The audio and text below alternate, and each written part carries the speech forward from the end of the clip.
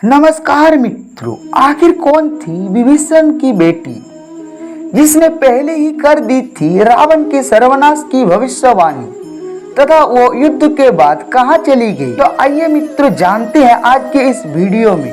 तो वीडियो के अंत तक बने रहे। मित्रों, प्रभु श्री राम के जीवन को लेकर कई रामायण लिखे गए हैं जिनमें लंका युद्ध को लेकर कई कथाएं मिलती हैं।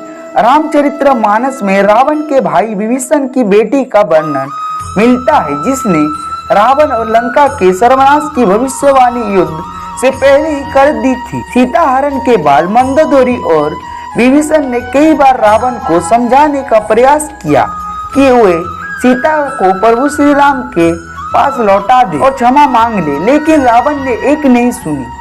उसने माता सीता को अशोक वाटिका में कैद कर रखा था जहाँ पर 300 राक्षसी पहरा देती थी और सीता जी को अनेक प्रकार से डराती। रामचरित्र मानस में त्रिजटा का नाम आता है। वो अशोक वाटिका में सभी पहरेदारों की मुखिया थी और सीता जी की रक्षक भी थी। जब भी रावण माता सीता को डरा कर चला जाता था तो त्रिजटा उनके मनोबल को बढ़ाती थी।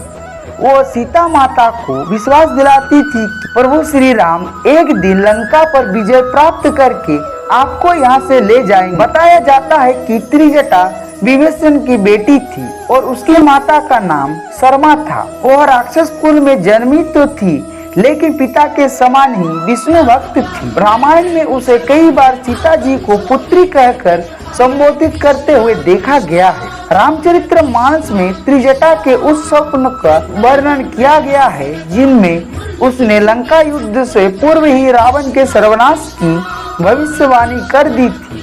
राक्षसी जब सीता जी को डराती और प्रताड़ित करती थी तो वो अपने एक स्वप्न के बारे में बताती है। वो कहती है कि उसने एक स्वप्न देखा है जिनमें एक बानर पूरी लंका को जला देता है और रावण की राक्षसी सेना को मार डालता है। इतना ही नहीं, रावण गधे पर बैठता है और उसका मुंडन कर दिया जाता है और उसके 20 हाथ भी कटे होते हैं। वो सभी पहरेदारों को समझाती है कि तुम सभी का हित सीता की सेवा में ही है। त्रिजटा का स्वप्न उस समय पूरा हो जाता है जब हनुमान जी लंका दहन कर देते हैं। मित्रों, लंका विजय के बाद त्रिजटा को मिले थे उपहार।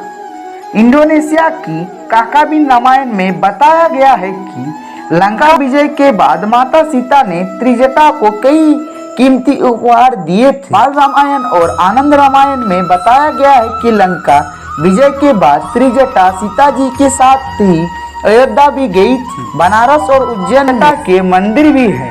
बनारस के त्रिजटा मंदिर में महिलाएं मनोकामना की पूर्ति के लिए पूजा करती है। मूली और बैगन का भोग लगता है। कहा जाता है कि सीता जी ने त्रिजटा को बनारसी में रहने को कहा था ताकि उसे मोक्ष मिल जाए। तो मित्रों, आपको यह अद्भुत जानकारी कैसी लगी? अगर आपको यह अद्भुत जानकारी अच्छी लगी हो तो वीडियो को लाइक तथा अगर चैनल में नए हैं तो चैनल को सब्सक्राइब करके बेल आइकन को जरूर दबा दें। तो मिलते हैं अगले वीडियो में, तब तक के लिए जय हिंद।